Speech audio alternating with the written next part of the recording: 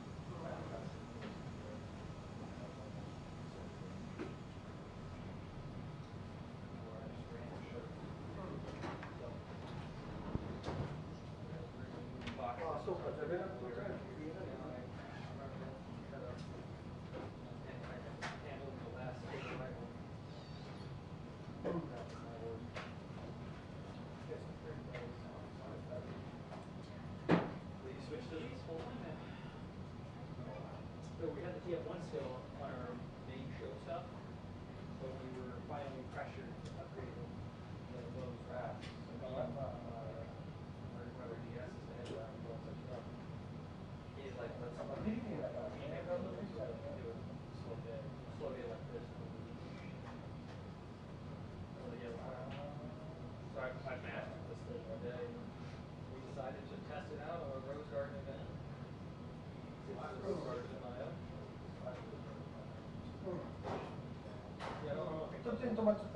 That's a hey, look, that was not a technical problem. That was a man issue. It was a human error. Because our main GS14 director decided to come over, look at my buddy's board mid-event, and decide, oh, we don't need to keep these speakers linked, unlinked. So just recall that blow. That sound you heard, that is basically giant crap. Yeah. I know. I wasn't even talking about it. Speakers, where we lost a channel because one of the speakers blew and the fuse went down with it.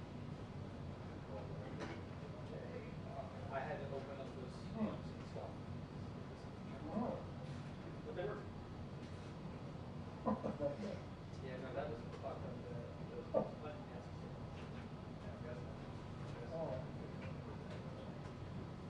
Oh no, because we knew exactly what's going on.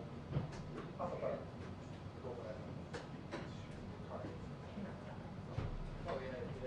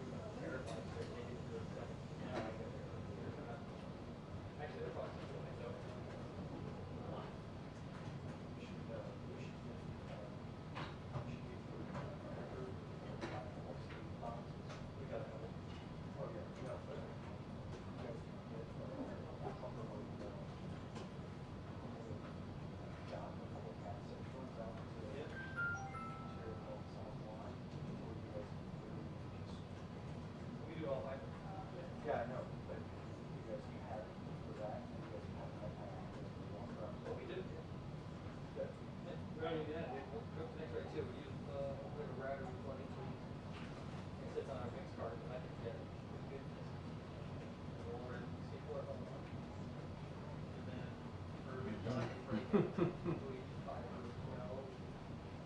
outdoors, go out and do something. John used the other guy, he used a lot of the, that's where he got stuff, actual arrival morning. I didn't see everything he did because he had a lot going on. I wish, that's how he had set up.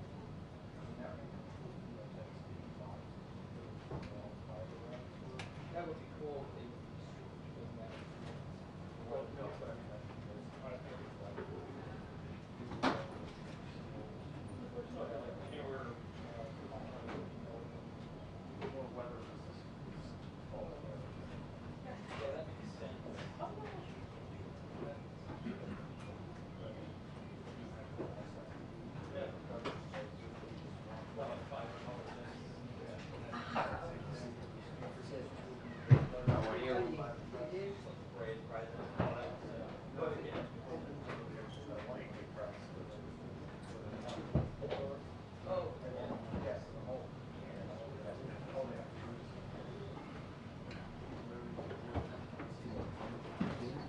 Sorry? Yeah, it's 3 p.m. Yeah. We'll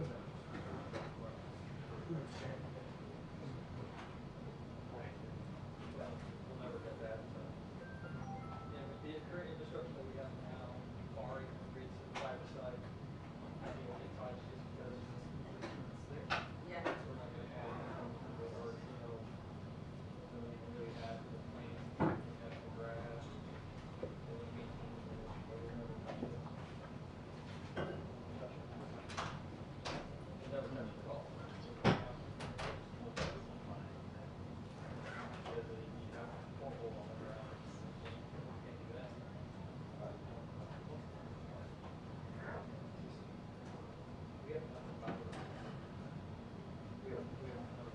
We have the 2 boxes of fiber that's got it. And your partner is right next to it. You have to go around that bush or walk around. That's the only way we can really get across is right by that corner of the road. Drive. Get up to the crest of it.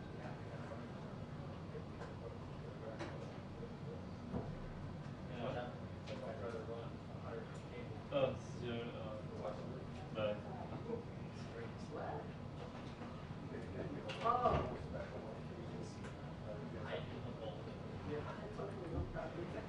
No, that's just.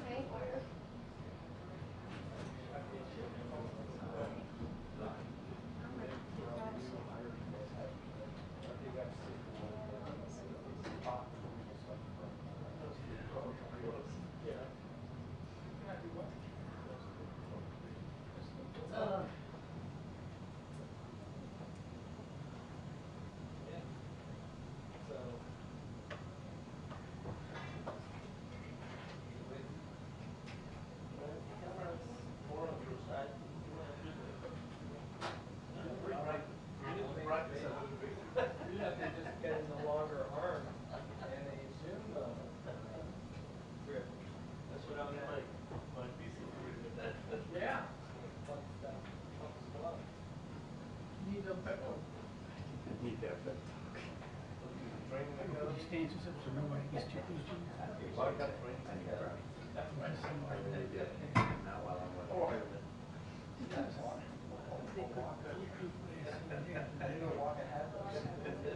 Because your hands,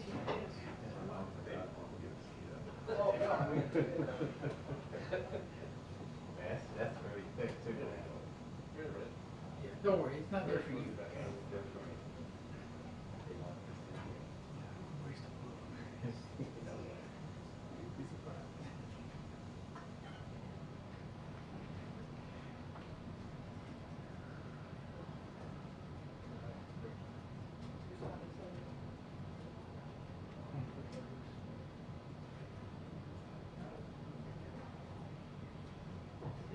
When did you receive it? We're a couple hours ago.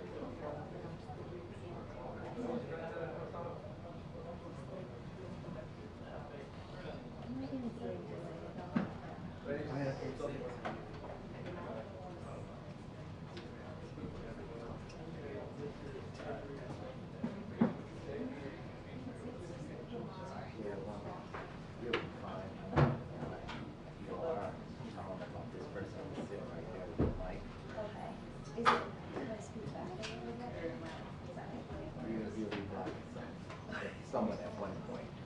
I would prefer to do that side instead. But, Oh, yeah. yeah. Stuff on the side. It's fair. And our job is to get everyone to sit in front of asking questions. I'll try that.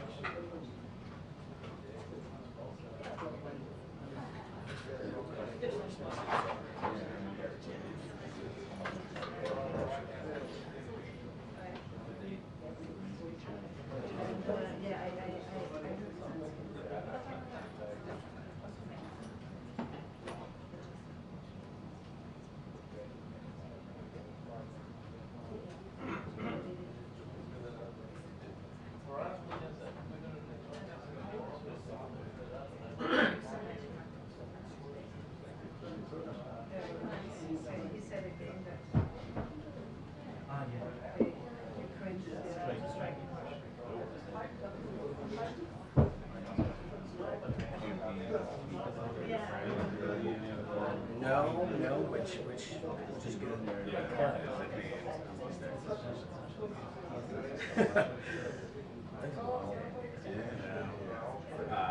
are you going to France or?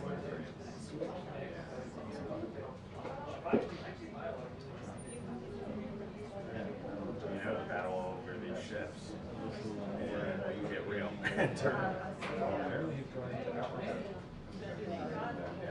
Yeah, I heard that.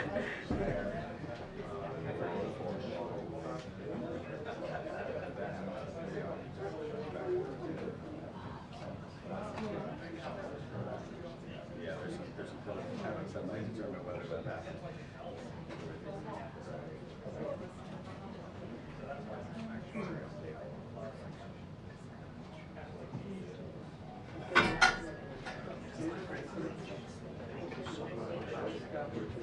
Yeah. No, you good. Yeah, great, thank you.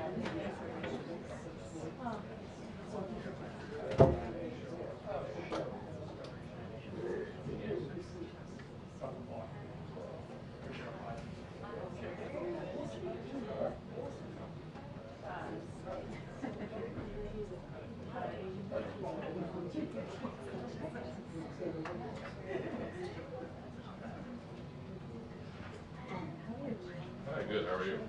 Good.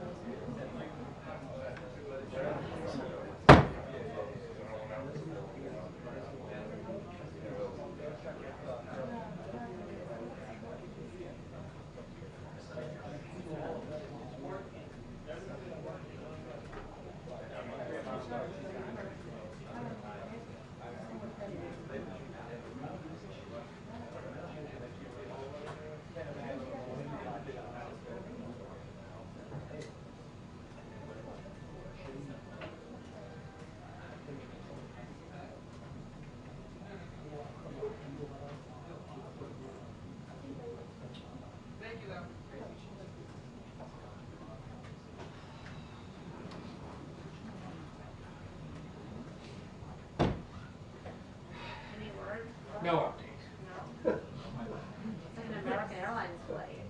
It's delayed.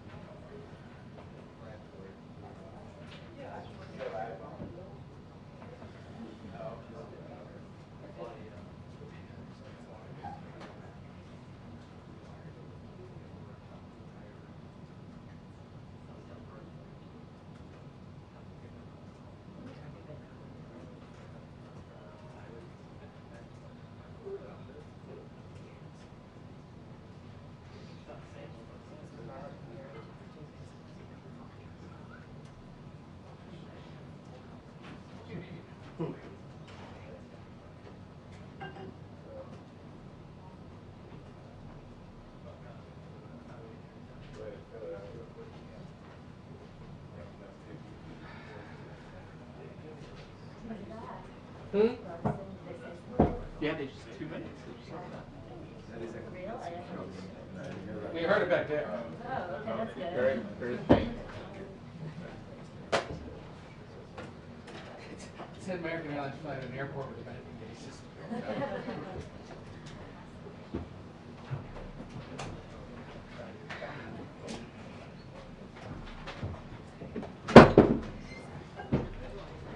We need to break things, Keith.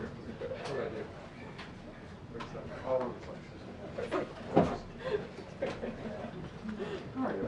how are you? Dreams. How are you?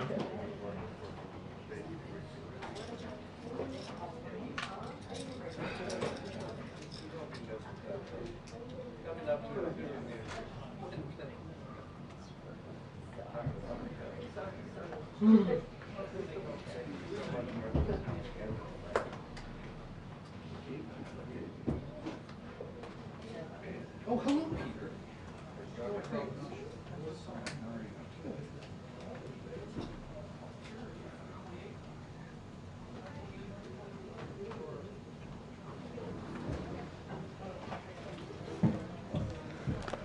Good afternoon, everyone.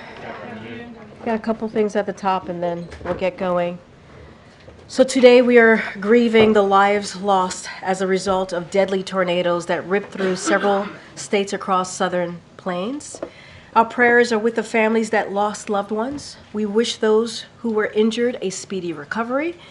These tragic storms come as communities across the South and Midwest are still recovering from severe weather that destroyed homes, businesses, and leveled entire communities earlier this month. As always, we remain grateful for the first responders. As the President's statement indicated, our teams have been directly in touch with state and local officials. The President also spoke directly with Governors Stitt, Huckabee Sanders, Abbott, to offer his condolences for the lives lost and reiterate that the federal government stands ready to support as needed. As we speak, FEMA is conducting damage assessments with their state and local counterparts, and tomorrow the FEMA administrator will travel to Arkansas. As we turn towards recovery, we urge residents in the affected areas to remain vigilant and continue listening to state and local officials. We also want to encourage everyone nationwide to prepare now for potential severe weather in your area. Next, just wanted to lay this out for folks and shout this out. We saw a record number of travelers at airports over Memorial Day weekend. As you all know, President Biden is taking action to improve their travel experience by taking on hidden junk fees. The Biden-Harris administration is mandating that airlines show upfront the price of checked bags, seats, and flight changes or cancellations, which will save consumers $500 million a year. Two airlines, Spirit and Frontier, announced that they are ending change and cancellation fees. Our administration is also requiring airline to provide automatic refunds when flights are canceled or significantly changed. We are proposing that hotels and car rental companies show the full price upfront, banning hidden fees. And we are also lowering the price of gas, including by selling 1 million barrels of gasoline from the Northeast Gasoline Supply Reserve. We know that severe weather yesterday disrupted some flights, which is why the Department of Transportation is keeping pressure on airlines to improve flight operations and help travelers when there are flight delays or cancellation. With that, we have the Admiral here from NSC, who is going to speak to the development in the Middle East. Admiral? Afternoon, everybody. So I just want to, right off the top, talk about these devastating images and reports coming out of Rafah over the weekend, following an IDF strike that killed dozens of innocent Palestinians, including children. And you've all seen the images. They're heartbreaking. They're horrific. There should be no innocent life lost here as a result of this conflict. Israel, of course, has a right to go after Hamas. And we understand that this strike did kill 2 senior Hamas terrorists who are directly responsible for attacks against the Israeli people. But, as we've also said many times, Israel must take every precaution possible to do more to protect innocent life. As soon as we saw these reports over the weekend about the strike, we reached out to the Israeli Defense Forces at various levels to gather more information, and we've been actively engaged with the IDF and with partners on the ground to learn more about what happened. I'll note that the Israeli Defense Forces today released initial findings that point to the fire being caused by a secondary explosion, not the initial strike. And I think this speaks very clearly to the challenge of military airstrikes in densely populated areas of Gaza, including Rafah, because of the risk of civilian casualties. Which of course happened terribly in this case. A horrible loss of life. We're glad that the Israeli Defense Forces are doing a full investigation, which we believe is going to be very important to try to prevent future such mishaps. With that, I can take some questions. Thanks, Admiral. Can you explain how the strike in Rafah does not cross the lines that the President has set and many of you have repeated, that the operations be targeted and limited? We still don't believe that a major ground operation in Rafah is warranted. We still don't want to see the Israelis, as we say, smash into Rafah with large units over large pieces of territory. We still believe that, and we haven't seen that at this point. But we're going to be watching this, of course, very, very closely. I want to just end this answer by making it very clear that regardless, every single loss of innocent life is tragic, and every single loss of innocent life should be prevented as much as possible. Has the president seen the images? I don't know. I can't speak to what he has absolutely been. He's been kept apprised throughout the weekend on this. So you're saying the tent encampment that was first struck is considered a densely populated area? The whole area of Rafah, Ed, is densely populated. Now, there has been 1 million or so who have evacuated Rafah proper, but it's not like they're going all that far away. The whole area is densely So populated. how does this not violate the red line that the president laid out? As I said, we don't want to see a major ground operation. We haven't seen that at this point. How many more charred corpses does he have to see before the president considers a change in policy? We don't want to see a single more innocent life taken, and I kind of take a little offense at the question. No civilian casualties is the right number of civilian casualties, and this is not something that we've turned a blind eye to, nor has it been something we've ignored or neglected to raise with our Israeli counterparts, including, Ed, this weekend as a result of this particular strike. Now, they're investigating it, so let's let them investigate it and see what they come up with. But the president doesn't have like a personal limit to this? The president has been very clear and very direct about what our expectations are for Israeli operations in Rafah specifically, but in Gaza writ large. We don't support, we won't support a major ground operation in Rafah, and we've, again, been very consistent on that. And the president said that should that occur, then it might make him have to make different decisions in terms of support. We haven't seen that happen at this point. Why not have him come out and say that himself? The president has been speaking to leaders throughout the region on a regular basis. He has been addressing you guys in various fora. You've got plenty of opportunities to talk to the president, including, I might add, in a press conference last week. You've said now that you don't think a major ground invasion is happening in Rafah right now, but as you note, this is a densely populated area. It all is. I understand that this might be a secondary explosion. The Israelis are describing it as a tragic mishap. But isn't this exactly the kind of incident that you have been concerned about this whole time? As I said in my opening statement, this exactly does speak to the challenge of military operations in a densely populated area. A challenge, I would add, Mary, that we have been sharing and our perspectives on with the Israelis from our own lessons learned in places like Iraq and Afghanistan. This incident speaks exactly to that challenge. And despite the loss of life here, do you still believe that this strike was precise and proportional? There's an investigation. I think we're going to let the Israelis do their work. I don't think you can expect me to speak to the details of a specific strike by Israeli military forces when we had nothing to do with that. And just one more, you've called the strike devastating, the images heartbreaking, but you've stopped short of outright condemning this strike. Can you explain why? We have been, I think, very strident in our condemnations about the deaths of innocent civilians. These deaths are not excused from that. But we have to understand what happened here. There's going to be an investigation. They've already said it was a tragic mistake. They're looking into it. They have been able to investigate themselves and hold people accountable in the past. We'll see what they do here. Awesome. Yeah, thank you. I want to be clear, after this weekend strike, is it our assumption that nothing about U.S. policy has changed or is changing in regards to... As a result of this strike on Sunday, I have no policy changes to speak to. It just happened. The Israelis are going to investigate it. We're going to be taking great interest in what they find in that investigation, and we'll see where it goes from there. I also want to ask, we saw a good amount of international condemnation after this strike, whether it was from President Macron of France, others in Europe.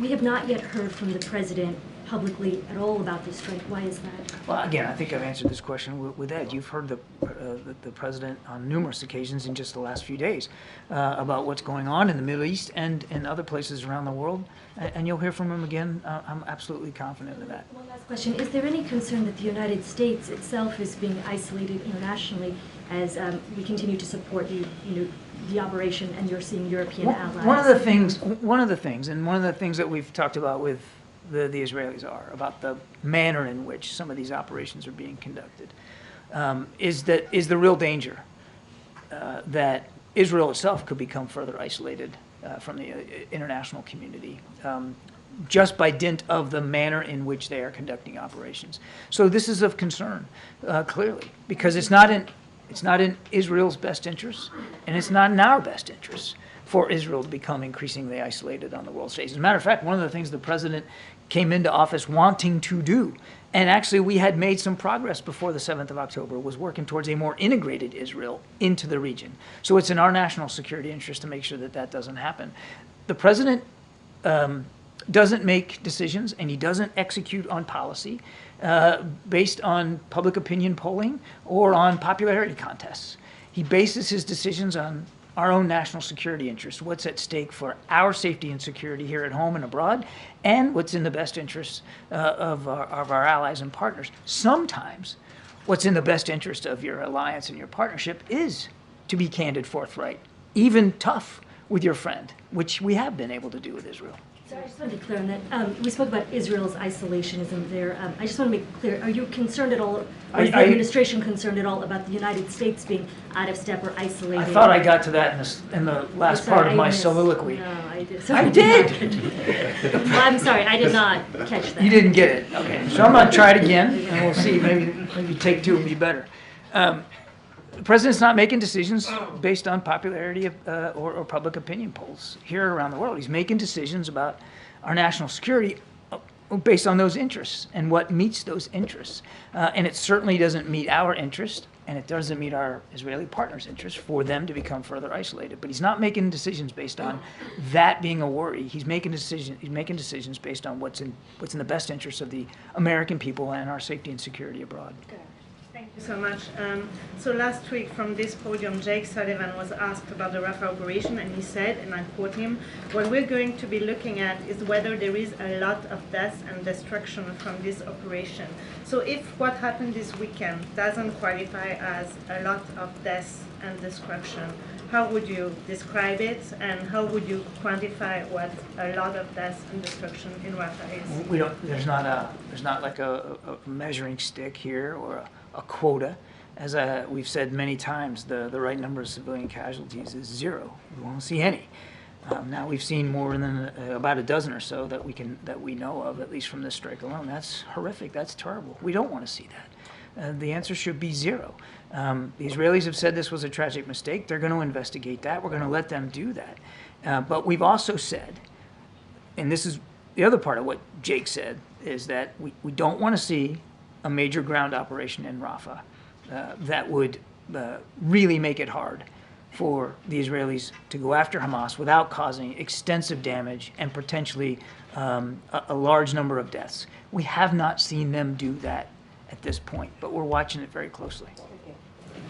Admiral, you've said repeatedly that the U.S. doesn't want to see a major ground operation in Rafah, but Israeli tanks just moved into central Rafah. How is that not a major military operation? Well, again, I don't want to talk about Israeli Defense Force operations, but my understanding is, and I believe the Israelis have spoken to this, that they are moving along something called the Philadelphia Corridor, which is on the outskirts of the town, not in the town proper. That's what the Israelis have said. We're not on the ground. Gabe, we're not there. I mean, you know, we don't have troops that can look at every single soldier and where they are. We're going based on what the Israelis are telling us and what they're saying publicly and what we're able to discern as best we can. As best we can, as you and I speak here today, we have not seen a major ground operation. And these tanks are moving along a corridor that they have told us previously that they would use on the outskirts of the town to try to put pressure on Hamas. NBC's crew in Gaza has described it as being central Rafah. If it were to be central Rafah, would that be considered a major? A single tank? A single tank with a dozen or so guys? And I mean, we're talking about, you know, you're dragging me into a hypothetical, and I hate that, but one tank, one armored vehicle does not constitute a major ground operation. Now, I'm not saying that that's what's going on right now. What I'm telling you is what the Israelis have told us about what they're doing. They tell us on the outskirts. A major ground operation is, you know, thousands and thousands of troops moving in a maneuvered, concentrated, coordinated way against a variety of targets on the ground. The kinds of things we've seen, we've done ourselves. That's what we're talking about here. And then one last thing on a strike today, 21 people, at least 21 people killed in a strike that hit a tent encampment in southern Gaza today. What's the U.S. response to that? We can't verify those reports. The Israelis are saying publicly that there was no such strike, so I'd point you to them. I can't speak to it. Thanks. And just want to make this very clear between what's happened on Sunday, what's happened in terms of the ongoing ground operations since. There's nothing that you have seen thus far that would prompt a U.S. withdrawal of more military assistance to I believe that's what I've been saying here. Okay, cool. And just want to get your reaction as well to the House Republicans asking for sanctions against the ICC or some of its officials. Is that something that the Biden administration is going to support? No, we don't believe that sanctions against the ICC is the right approach here. No. I mean, look, we obviously don't believe the ICC has jurisdiction. We certainly don't support these arrest warrants. We've said that before. We don't believe, though, that sanctioning the ICC is the answer. Thank you, Karine. Admiral, please help me to understand. You just said that basically there is no major operation that you have seen by the Israelis in Rafah. And you insisted that it has to be a viable plan to evacuate all civilians, and that was considered kind of red line, if you don't want to call it a red line. So explain to me how 1 million people who are forced to leave Rafah to no place that's considered a safe zone, with now only 400,000 left, how could it be that different from what you said, that we oppose the plan unless the Israelis give us really a viable way to make sure that these 1.5 million civilians are safe. So 1 million, they're not really safe, because we have seen yesterday, they have been attacked, they're burned to death, with kids have no heads, headless kids, you've seen the pictures. Yes, I have. And then now, the Israelis, basically, their plan is to let these people leave, but not voluntarily. These people are forced to leave. So how could be this any different from your insistence that it has to be a good plan, a viable plan, a practical plan to make sure that these people are going to a safe place? I didn't say that everything that's happening in Rafah right now is perfect or good. No, I'm not saying that at all. What you said before. You said before that it has to be a viable plan to evacuate 1.5 million people. Now we have 1 million completely in Yeah, nowhere. not all the 1.5 million are out of Rafah, right? There's still hundreds of thousands that are still in Rafah, that are still in danger. And we still have not seen a plan to take care of their safety and security, which is why nothing's changed about our view that we don't want to see a major ground operation in Rafah that puts those people at greater risk. I'm not really sure where you and I are on a different page here. I don't know if you answered my question, but it's Well, let's try it again. Go Okay. ahead. You said that the Israelis have to offer a viable plan to evacuate 1.5 million civilians, correct? You said that many times. We want to see a viable, credible plan for the safety and security. 1.5 million. 1 million already forced to leave into places that are not considered safe. You're only talking about 500,000. And this 500,000 over the next few weeks probably will be down to few Look, thousand. what happened on Sunday was terrible and tragic, and you're right. Question, please? Do you mind? Thank you. You're right. Not enough has been done for the safety and security of the innocent people trying to seek refuge in and around Rafah. I'm not pushing back on that at all. And I can't verify where everyone who left, where they went. I don't know if all of them went to a tent compound that was set up by the Israeli Defense Forces, or maybe they went someplace else. Obviously, it's still a dangerous place, which is why what happened on Sunday is so tragic. And we don't want to see it happen again, which is why we think it's important for the Israelis to investigate this fully, completely, and be transparent about it. And more importantly, to learn lessons from the investigation so that this can't happen again. Let's do our Question, best please. to One respect quick our question. colleagues here. Go ahead. Sure. Thanks. So just to clarify, how can the... No, go ahead, Nadia. Thank you. And then I'll... And then Just you can one quick go after. question. The European Union are considering imposing sanction on Israel if it does not oblige by the ICJ order to stop the attack on Rafah. Is this something that you disagree, agree with? Do you think there is an isolation now, or there's a rift between you and the Europeans, the whole of EU, because they're the one who's wanting to... I'll let the Europeans speak to that. We have no plans for those kinds of sanctions to put in place based on the ICJ ruling, a ruling that we do not, that obviously we do not concur with, nor do we see that they have jurisdiction. Thanks. So how can the administration not want to see a major ground operation, but not have a measuring stick, you know, your words, to actually measure what is... The question was how many deaths? It wasn't a measuring stick about what a major ground operation was. The specific question was, well, how many deaths is too many? As I said, 1 is too many. We don't want to see any more. But what Jake was trying to do when he came up here to explain to you what a major ground operation entails. Lots of units of tens of thousands of troops or thousands of troops moving in a coordinated set of maneuvers against a wide variety of targets on the ground in a massive way. That's a major ground operation. Pretty simple. I mean, it's not hard to discern that. I think it's very obvious what that is, and we have not seen them move in that way. What happened Sunday, tragic, very tragic. It was an airstrike. It wasn't the first airstrike that they had conducted in Rafah in recent days or weeks, not at all. but this one had tragic results, no question about that. Nobody was asking me about red lines a week or so ago when there were other airstrikes in Rafah that didn't cause civilian casualties. This is an airstrike. It's not a major ground operation. It's different. Now, again, we're not taking anything at face value either. We're not on the ground. So we're going to watch this really closely, and we are, as we were since Sunday, staying in touch with our IDF counterparts to make sure we can get the answers to the questions that we have, which are not unlike the ones you have. I wanted to circle back to the President's comments to Aaron Burnett earlier this month. I know you're saying major ground operation, but he didn't say major ground operation. When he was asked to clarify what his red lines were for withholding any sort of, or any U.S. weapons, he said Israel had not yet moved into population centers in Rafah. Yeah. Does the U.S. currently not consider the strike on Sunday to have hit in a population center? And how do you define a population center?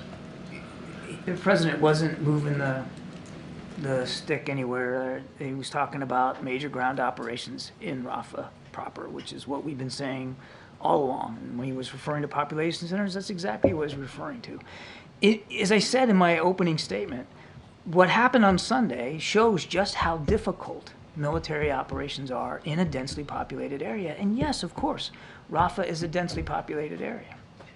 I guess there's still, I mean, you have the President saying that he doesn't want, Israel to target any population center. We are seeing, I know you said tanks are moving along the corridor, but we are seeing tanks in Rafah.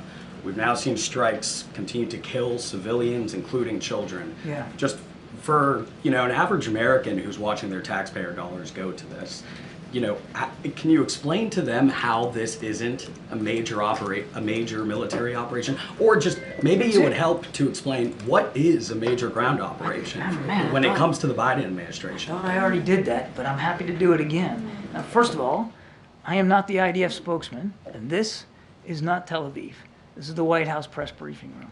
And I am not, today or any other day, going to take it upon myself to speak to Israeli military operations, the planning, the intent, and the tactics that they're using. You should be asking Admiral Hagari that question. He's the IDF spokesman, not me.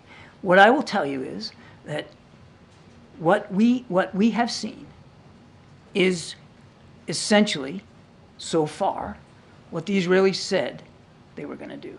They were going to close down the crossing to shut off the revenue to Hamas that comes across that crossing, at least for a while. And they were going to go after Hamas terrorists in as precise a way as possible, that they were not going to, quote unquote, smash into Rafah with a lot of ground forces. As you and I speak here today, that is still the case. We have not seen them smash into Rafah. We have not seen them go in with large units, large numbers of troops, in columns and formations, in some sort of coordinated maneuver against multiple targets on the ground. That is a major ground operation. We have not seen that. What we've seen is they have targeted tunnels. They have definitely done airstrikes. This one with tragic results, but not all of them with tragic results. And yes, they are moving some armored vehicles along a corridor on the outskirts of Gaza, along a corridor, by the way, that they told us they were going to use. So everything we're seeing, and we can't see everything, but everything that we can see tells us that they are not moving in a major ground operation in population centers in the center of Rafah. But as I also said in my opening statement, we're going to watch this hour by hour, day by day, and we will stay in touch with our Israeli defense counterparts about what they're doing. There's been different numbers out there. Can you just clarify, does the U.S. have an accurate number of Palestinians that have fled Rafah, and how many displaced Palestinians are still in Rafah? And for the Palestinians that fled, just where are they? I mean, there's no safe place to go. Let me go back and we'll get you some better numbers, the best I can. Most of the numbers that we're getting, though, again, we're not on the ground counting noses. So we have to rely on other sources, whether it's international organizations or the IDF. Roughly speaking, more than 1 million of the 1.5 million people that were seeking refuge, we estimate more than 1 million, have fled Rafah. Now again, to Nadi's question, where'd they go? I can't tell you. Every every tent compound they went to and who's running that. I just can't do it. But there are several 100,000 that we still believe are in Rafah. However, I will take the question and we'll see if we can get a better sense of the numbers for you. Thanks, John. I just wanted to clarify an earlier answer where you were asked by someone in the front row about condemnation of what happened in Rafah. And my transcription of what you said is, we have been, I think, very strident in our condemnation about the deaths of innocent civilians. These deaths are not excluded from that.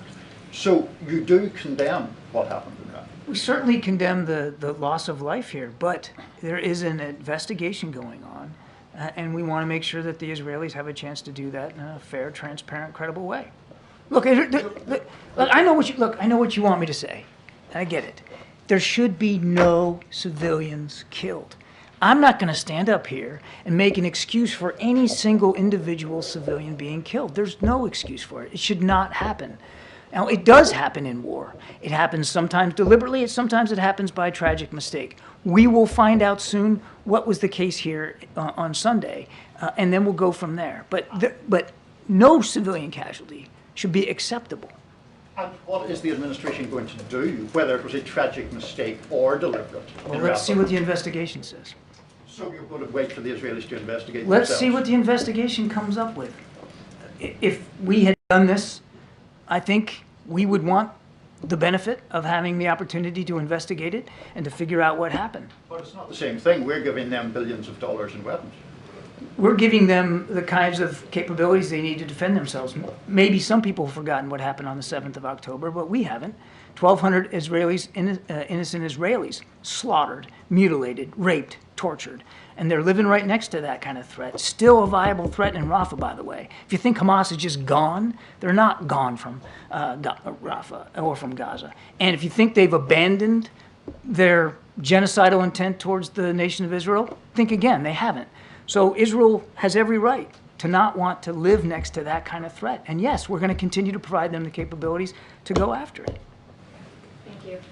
Admiral, the administration has been leaning heavily in recent months into the IDF assessments, investigations into these attacks. But on at least 2 occasions last fall, the U.S. conducted its own investigations into a strike on the hospital, or at least gathered its own intelligence to support the claims that the Israelis were making. Why isn't the U.S. conducting its own investigations anymore, or gathering its own? We didn't conduct our own investigations. We had some intelligence assessments that we felt comfortable with, like the Al-Shifa hospital many months ago, that we could, that gave us a sense of our own individual assessment of what happened. Our intelligence community was able to give us that level of knowledge and awareness, but it's case by case. Sometimes it is, sometimes it's not. I don't know in the case of this. This just happened 2 days ago. So I don't know what we know about this that would give us some sort of independently verifiable context about what happened. We aren't on the ground. We aren't flying the aircraft. We're not choosing the targets. We're not providing the intelligence that leads to every target that the Israelis decide to hit. It is their operation, their troops involved, their capabilities, their pilots. They have the obligation to investigate this themselves, and they'll do that, and we will take a look at it and then see what it says. If we have some means independently of being able to verify some parts of the information ourselves, then I'm sure our intelligence community will do what they can to put that together for us. But it's not, you shouldn't expect that in every operation, on any given day in Gaza, that we're going to be able to just independently triangulate every single event and determine for ourselves what happened. And you've described at length what a major ground operation in the administration's eyes would look like. But for many months, there have been discussions behind the scenes about what the U.S. would like to see in terms of alternatives to that major ground operation. Were these strikes part of those alternatives? Some of the alternatives, I can't speak again to these particular strikes. What the Israelis have said was that they were going after Hamas operatives. And they have said that they killed Hamas operatives in a Hamas compound. Hamas itself put out a statement celebrating the martyrdom of 2 of their fighters in this strike on Sunday. So I don't know how anybody could dispute that they weren't trying to go after Hamas in a targeted, precise way in this regard. As a matter of fact, wait, just a second. Matter of fact, the Israelis have said they used 37-pound bombs, precision-guided munitions. 37-pound bomb is not a big bomb. And it is exactly the kind of munition, if in fact that's what they used. I'm not verifying it, just saying that's what they said. If it is in fact what they used, it is certainly indicative of an effort to be discreet and targeted and precise. Now, obviously, this had tragic results. And obviously that needs to be investigated, and we need to know why, even using small diameter precision-guided munitions, this was able to happen. But we'll have to let the Israelis get to the bottom of that. Evacuate the area where the strike took place if it was intended to be precise. Again, you're asking me for information about their targeting and decisions that I can't answer. All I can do is point you to what they have said, which was they were going after a Hamas compound. And that it's, as a result of that strike, in some form or fashion, they say there were some secondary explosions that led to this fire, that led to these deaths. I just physically can't connect those dots for you since we weren't involved in that operation. It's important to let them investigate it. I have questions on different topics, but one quick follow-up on Rafah. Is there a feeling here at the White House that Prime Minister Netanyahu's policies put President Biden in more and more difficult position? And you also. Me? I'm perfectly comfortable. I'm fine. Thank you. No, I mean, the president takes the weight of these decisions very seriously. He takes his obligation to Israel very seriously. And the responsibility that the United States has to help Israel defend itself against a truly genocidal threat. You want to talk about, throw that word genocide around? Then read the Hamas manifesto. That's there. He also takes very seriously our obligations to make sure that innocent Palestinians don't suffer anymore from a war they didn't start, and they're not responsible for this. Mr. Sinwar started this war. And no other nation, no other leader is doing more than President Biden is to get humanitarian assistance in, to try to get a hostage deal in place, to try to find a way to end the conflict. President Biden is leading on all those scores. So these are tough decisions. It's a tough issue, and he's doing the best he can to act and lead according to his principles. On a different topic, a question about suspected Russian sabotage operations in Europe, including arsons. Just yesterday, in response to those activities, Poland restricted movements of Russian diplomats in Poland. So what's going on there? And what's your reaction? And are you tracking any similar activities, Russian activities, here in the US? Talk about like election interference, sabotage, that kind of thing? Yeah, we're watching this with great concern. I wish I could say that it wasn't part of the Russian playbook, but it is. And you don't have to look too far in the distant past to see that. So we're working hard with our European counterparts to do everything we can to build resilience, not just for ourselves here at home, but for them overseas. Can I ask a question about the talk the president had with the president of Mexico a month ago? They committed to new actions on the border. I'm wondering if you've seen an impact with that and whether you expect the election and the ultimate transition period to have an impact on that. In other words, a month ago they pledged immediate action to crack down on the border. Have you seen anything from that? We have seen. I owe you a better answer. I admittedly don't have the data in front of me, but we have seen decreases of the numbers of people arriving at the border. The Mexicans have stepped up to stem the flow along some of those routes, particularly rail and road routes. And they have also done quite a bit to work with us on cracking down on these criminal gangs that are actually leading these efforts. So I'll get you a better answer. But yes, we have seen a difference. Do you expect that policy to continue past the election that's upcoming here on Sunday? We have every hope and expectation that it will. I mean, I'll let the Mexican people speak to their democracy and how and who they want to govern them. But we have, I'll just put it this way, we certainly have no expectation that Mexican cooperation and support is going to diminish. Thank you so much, John.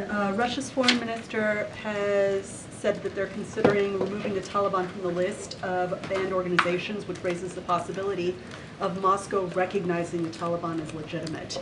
How does the U.S. feel about this move, and what message could it send to American rivals such as Iran or China?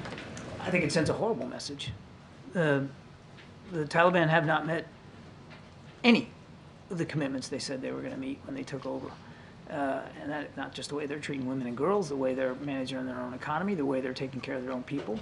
And we are in no position, nor will we be, to recognize the Taliban as the official governance of Afghanistan. And for Russia to do so, we believe that would send a bad message to others.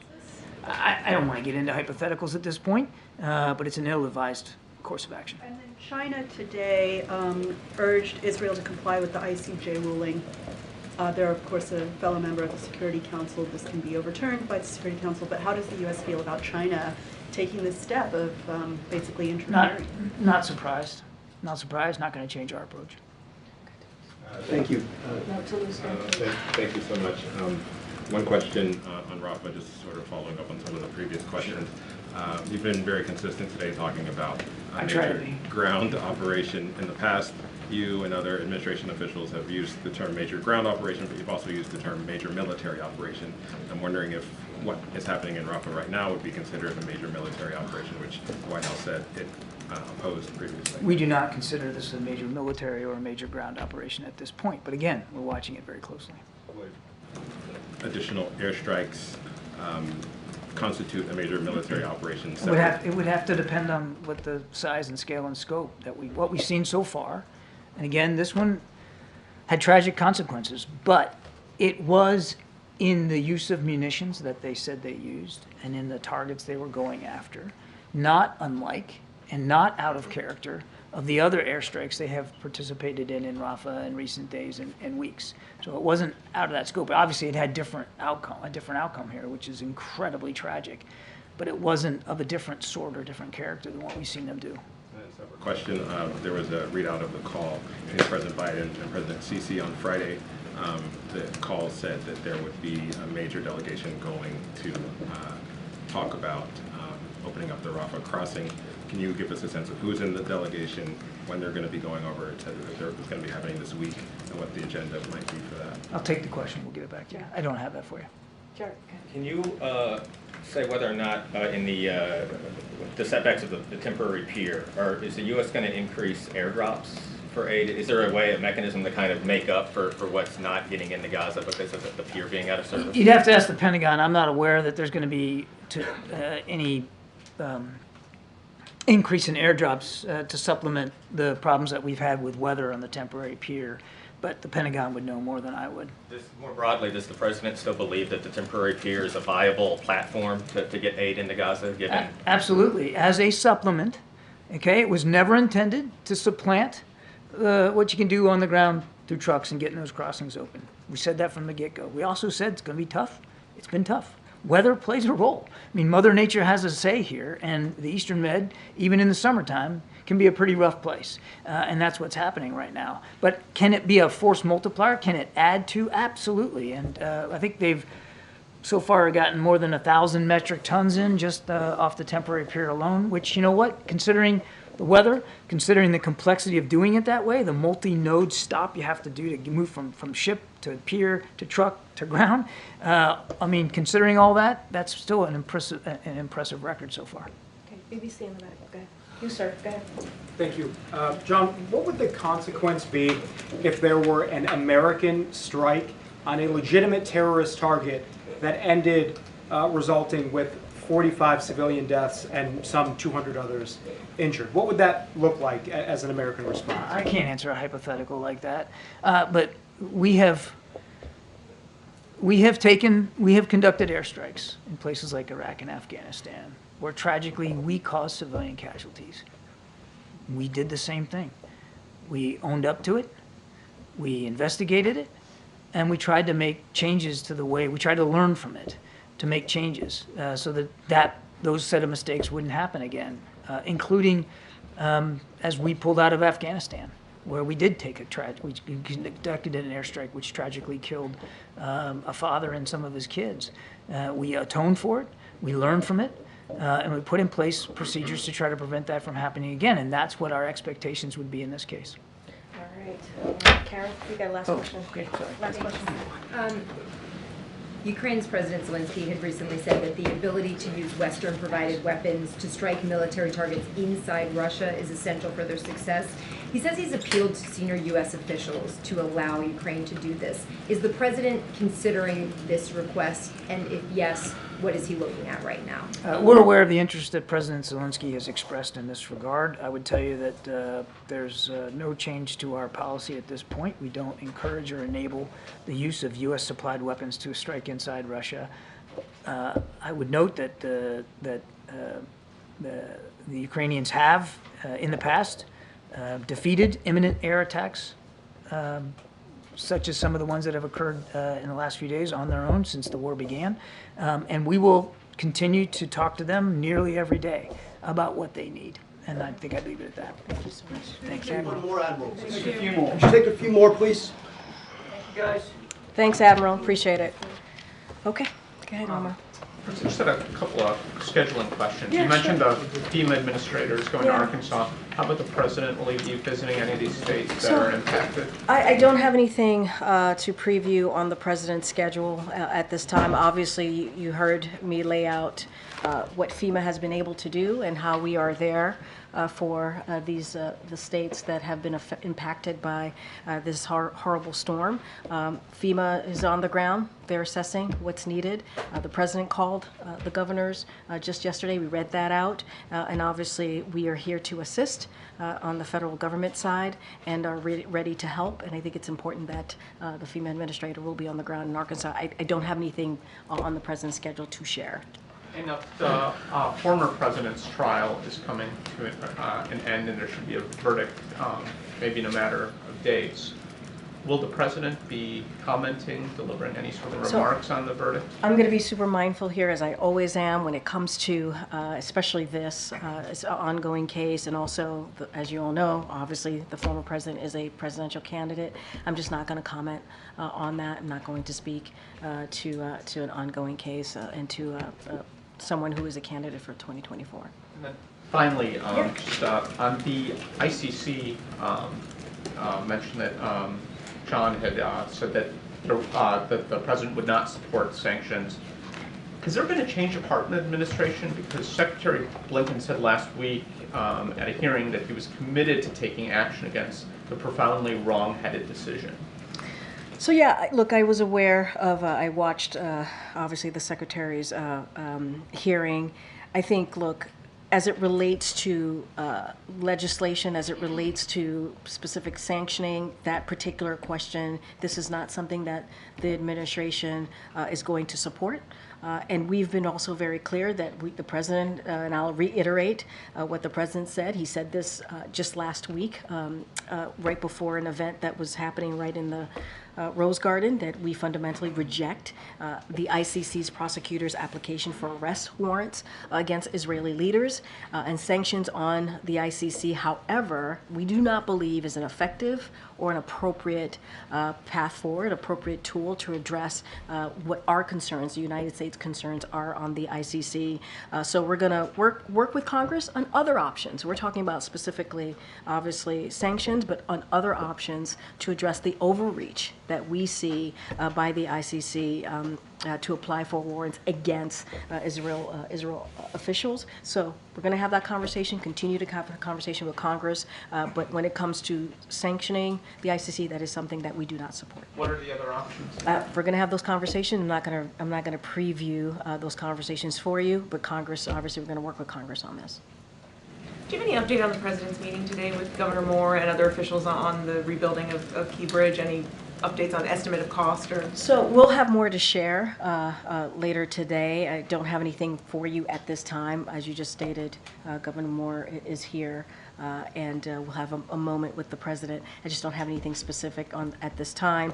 But I would say more broadly, as you know, when the bridge collapsed, we were certainly engaged with the governor and local officials within hours, trying to assess and be there for the people of Baltimore, for the people of Maryland more broadly, on what we can do to get things moving, get that bridge going.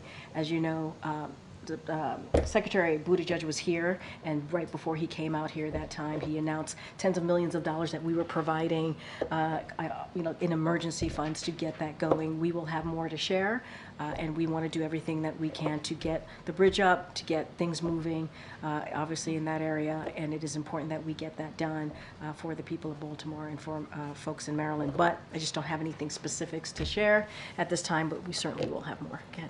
Thanks, Karine. The NATO Secretary General said late last week that he thinks Ukraine's allies, including the United States, should consider lifting restrictions on using weapons on targets inside of Russia. I just heard what Kirby said about that general issue, but is there a reason why the President's view is different from that of the NATO Secretary General and the President of Ukraine? So look, I mean, we've been very clear. You heard from John Kirby, you've heard from our National Security Advisor on our position on using that military assistance inside of that's something we want to see, or something we would obviously recommend doing.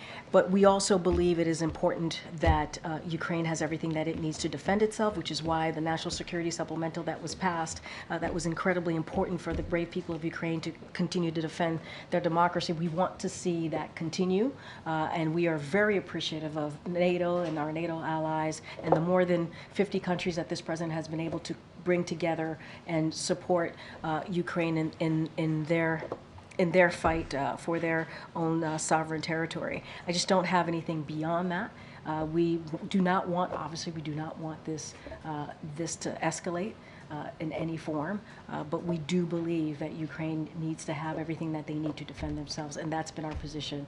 I don't have anything to share beyond what you've heard from this podium. And one more, President Zelensky said today that if President Biden misses this peace summit that's being organized in Switzerland, it would be like a standing ovation for Russian President Vladimir Putin. I know you haven't announced anything there. Is the president going to that, and does he agree with Zelensky's assessment of what his absence would mean? So just a couple of things I would say there, and you know this, we have actively participated in each of the previous Ukraine Peace Summit. That is something that the U.S. government has been obviously engaged, and we will continue to be represented in the summit, including the upcoming one.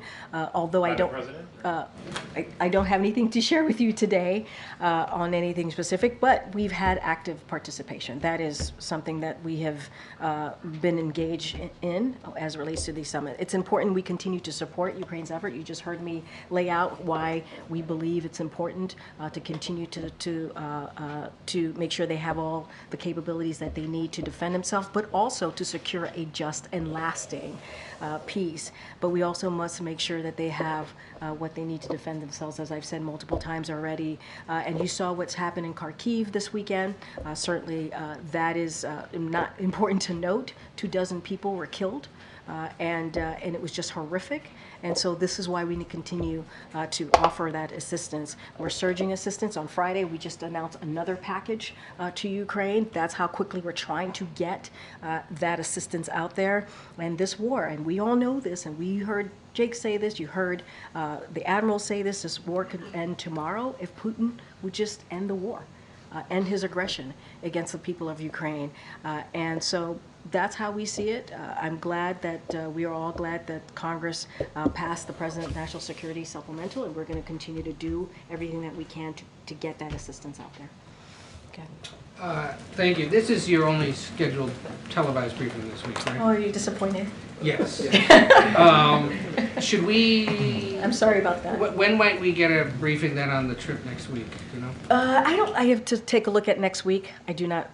Off the top of my head, I don't know what next week looks like, but obviously, oh no, I know France, D-Day, but I'm just talking about the beginning of the week before we head out to France for D-Day anniversary and critical, important anniversary. Obviously, we will continue our drumbeat of having someone from NSC here ahead of the trip to take some of your questions. But you are correct, this is the only televised briefing of the week. Given that, and given something is scheduled to begin on Monday, I'm curious, how does the president plan to monitor the federal trial of his son, which is set to begin on Monday? Look, I don't have obviously anything specific to share about that. I'm always very mindful on speaking to that. I will say what I have said many times before.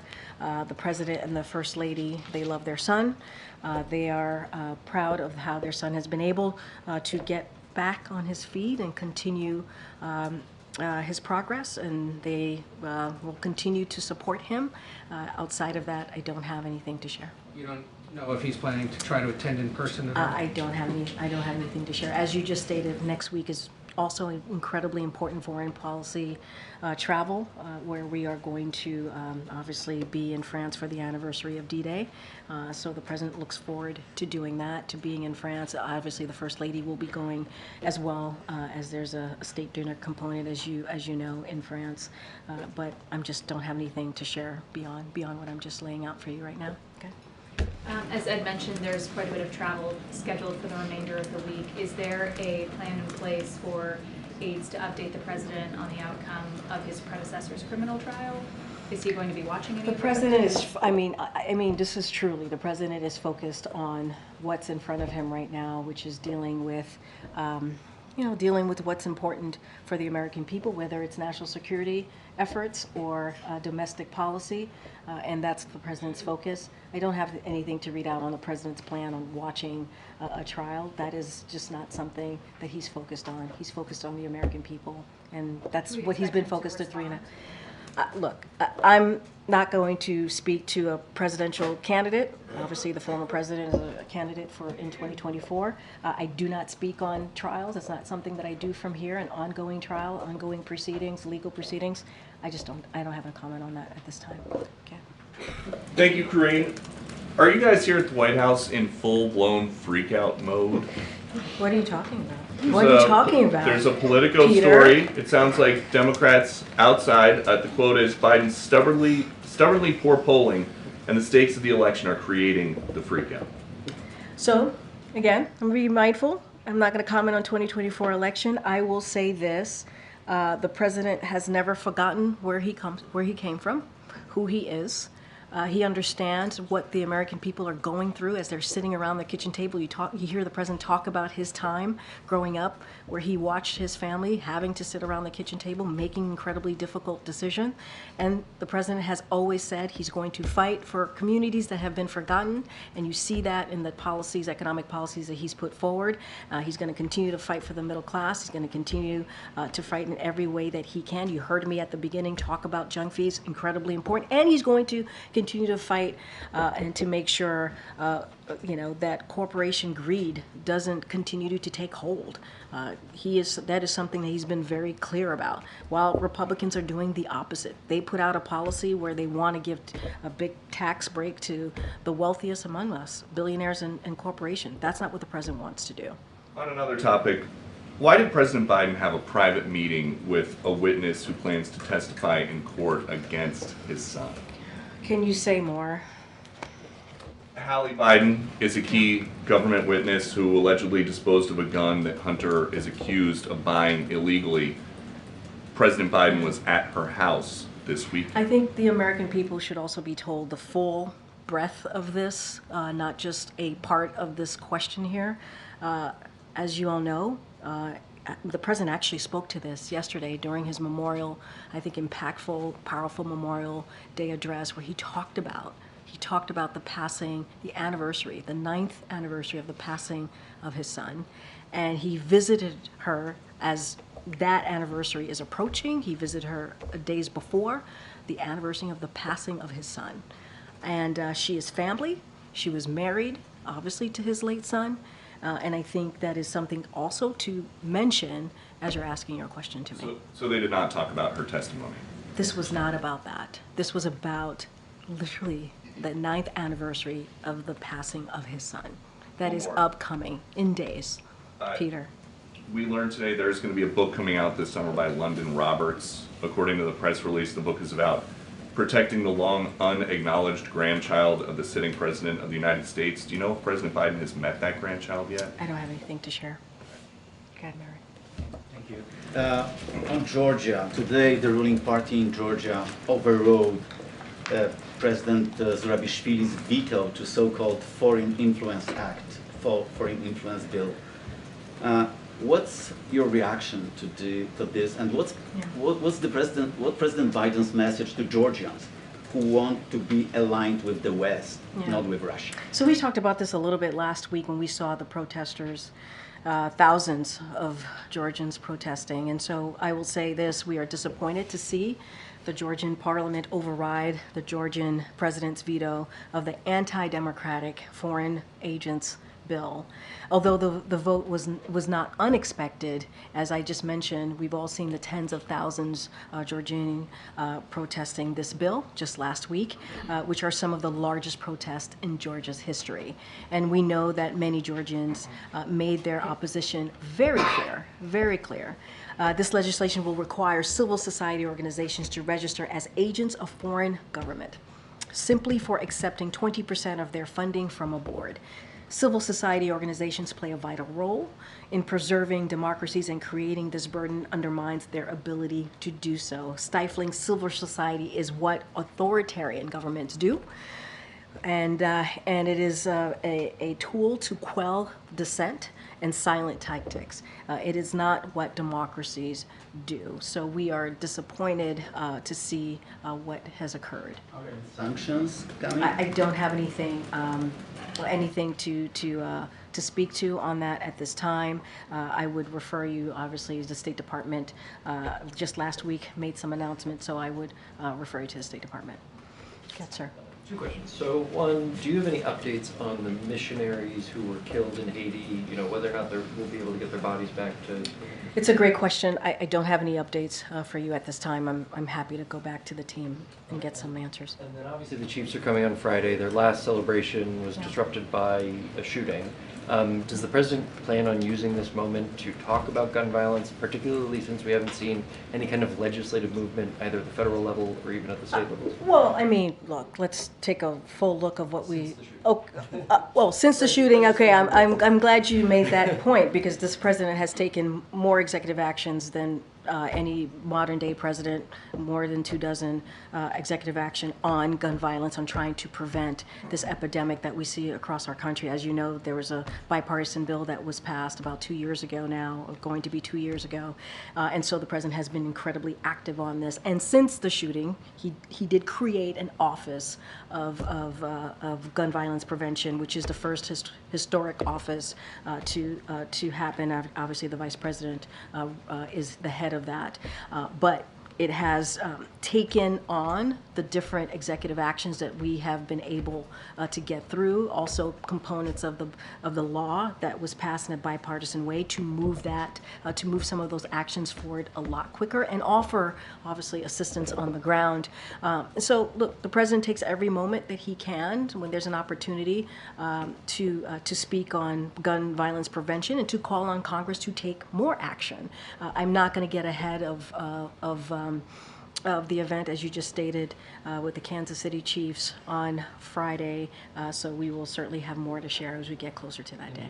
Taylor Swift might be coming. That's a good question. I think the Swifties behind these double doors are hoping that that Taylor Swift makes an appearance. I don't have anything for you. I don't know. I can't speak to her schedule, but I know there's a lot of interest in this building, on this campus. Go ahead, Josh. Can you give us the president's latest thinking on the border EO and what actions he plans to take? You've taken smaller, targeted actions in the past few weeks. Yeah. How's it looking? So look, you're right. The president has taken some actions, not just the past 2 weeks, but over the last 3 years to deal with what we're seeing at the border, a decades long issue with a broken system at the border. As you know, just last week, that legislation, that bipartisan legislation that we believed if the president had an opportunity to sign signed that legislation would have been the toughest, the fairest piece of legislation that we have seen to deal with the border in some time. And so it failed because Republicans, by their own admission, are putting electoral politics ahead of the American people. And there were things in that legislation that would have made a difference. And so it is unfortunate that happened. And you saw from the president's statement, congressional Republicans do not care about securing the border or fixing America's broken immigration system. If they did, they would have voted for the toughest border enforcement in history. That comes directly from the president in a statement. We will continue, to your question, we'll continue to evaluate all options at hand and looking at what we can do within our authorities, within the president's authorities. Don't have anything to announce at this time, but it is unfortunate that Republicans who came to the table, who wanted to work out and deal with an issue, a challenging issue, the border, they voted against their own policies, their own interests, and put electoral politics first, and that is unfortunate. Are you of the mind, though, that an EO, like one sort of big We're going to look move at is the option, like, or more piecemeal? like we continue to do, and we have done, and you just mentioned, just recently we've taken some actions. We are going to look at all of our options and try to figure out what is the right thing to do on behalf of the American people. That is something that the president has been consistent on and will continue to do. Go ahead, Jared. Thanks, Karine. A recent Bloomberg Morning Consult poll found an increased number of Americans in battleground states trust the vice president to fulfill the duties of the presidency. I know you can't comment on election-related topics, but this poll does suggest that the VP's travels to battleground states have been resonating with Americans. Given that increased trust in her leadership, what is the White House's view of the vice president's travels to battleground states, particularly her economic opportunity tour, where she's been selling the administration's policies to black and brown communities in particular? Does the White House believe that they have been effective on the ground? So I'm just going to be really mindful, as you just stated in your question to me, you're talking about battleground states. Obviously, that's part of a 2024 election. I'm not going to speak to that. What I will say more broadly, and you hear us say this many times, you've heard the president say this many times, he sees the vice president as a partner. And he feels that she's been effective in the work that she has done as a team. This is the Biden-Harris administration, and she is out there speaking directly to the American people. And we know when we leave here, we leave the bubble of Washington, D.C., it matters. When we go directly to the American people, it matters. When we share with them what we have done these last 3.5 years, our accomplishments, or listen to them or hear how they're feeling about the economy, how they're feeling about their health care, it matters. It resonates. And that's why the president himself enjoys being out there and talking directly to the American people. She's a partner. He believes she's effective. He believes that when he talks about policy, when he gets things done on the American people, he's doing that in partnership with the vice president. As it relates to how voters are feeling, battleground states, I just can't speak to that from here, and I know you understand that. Legal experts say that the Supreme Court's ruling last week that blocked a second black majority district in South Carolina can make it harder to prove claims of racial gerrymandering, and will have long-lasting implications for black voters. While the president in his statement last week, reacting to this ruling, called for the passing of the John Lewis Act and the Freedom to Vote Act, given the makeup of this court and other controversial rulings that this president has condemned, does the president have faith in this court? Does he have faith in the court? And would he consider publicly supporting what some Democrats are calling for, which is reform of the Supreme Court, whether that be expansion of membership or term limits?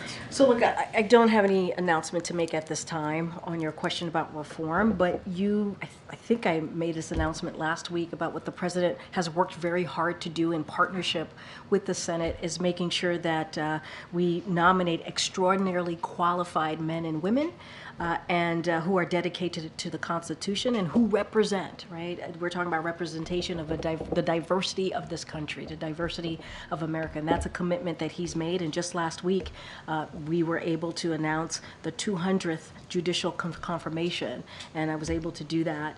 And that's because the president and his work and what he has been able to do, again, with partnership with the Senate. It was monumental news, a monumental moment, and that is for the rule of law for the American people. We're talking about over 60% are women and over 60% are people of color. And so we have more work to do, and we'll remain very steadfast on getting that work done. But as far as court reform, making any announcement, I just don't have anything for you. Go ahead. I know I have to wrap up. Go ahead. Thank you. The New York Times reported over the last few weeks that that 2 different flags associated with the January 6th attacks on the Capitol flew outside Justice Alito's home, 2 different homes. Does the president believe that Justice Alito should recuse himself from any cases related to January 6th or otherwise take any ethical actions related to this reporting? So look, as it relates to any ethical actions, that's for the courts they have to deal with that. And so any recusals, that's subject to the Supreme Court. That is something for them to decide. And as it relates to any investigations, that's something for Congress to decide. And so that is something that they need to focus on. We have said, and I have said from here, and this is something that the president believes when it comes to the American flag, it should be held and be treated sacred, in a sacred way. We just honored veterans who obviously lost their lives. Memorial Day was just yesterday. And so we need to properly respect and honor those brave men and women who have defended our country for generations. And so it should be, American flag it should be held sacred. And that is our view. Anything else, obviously, that is for the court or Congress to decide. I have to go, guys. Thanks, everybody.